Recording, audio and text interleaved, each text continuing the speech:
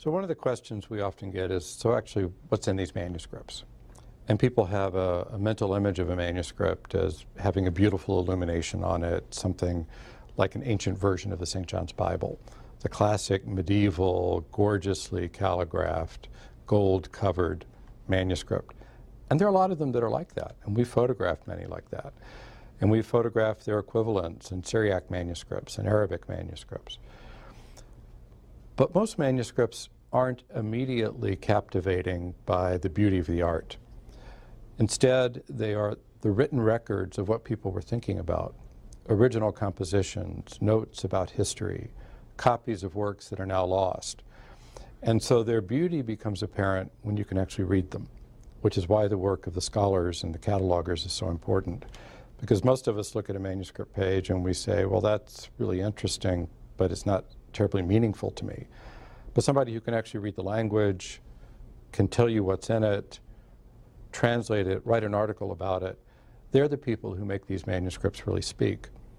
So many of our manuscripts consist mostly of text, and they fill up every scrap of the page because these writing surfaces like parchment, which was treated animal skins, or papyrus, or even paper was very expensive, and the labor to write a manuscript was so costly that you didn't waste any piece of the book. And so you write around the corners and the edges. If there's a hole in the parchment, you write around the hole. Because this was their chance to tell something to the future that they thought was important. Places like Ethiopia, we have manuscripts which come with their original carry bag, a goat skin with the fur still on it, somebody's personal copy of the Psalms or of the Gospels that they treasured over a lifetime and then handed on to somebody else and to somebody else.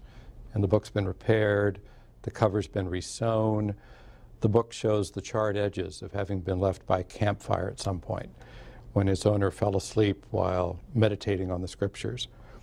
So each manuscript has something to tell, not only in the text it contains, but in the book itself, the way it's bound, the extra notes in the margin, the kind of writing in it.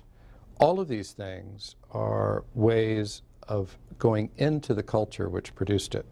And those are all of the things that we study for each one of these manuscripts.